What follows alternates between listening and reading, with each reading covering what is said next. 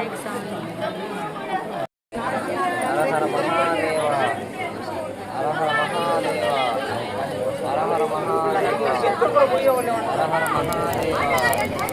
హర హర మహాదేవ హర హర మహాదేవ హర హర మహాదేవ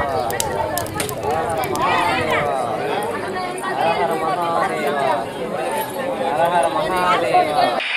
అది ఒక చిన్న పీఠిక యందు అమర్చి ఎత్తైనటువంటి స్తంభం, సాధ్యమైనంత వరకు యజ్ఞయాగాది క్రతువులలో ఉపయోగించడానికి యోగ్యమైనటువంటి స్తంభములు ఏముంటాయో అటువంటి స్తంభాన్ని నాటి దానికి ఆకాశదీపాన్ని ఎక్కిస్తాడు.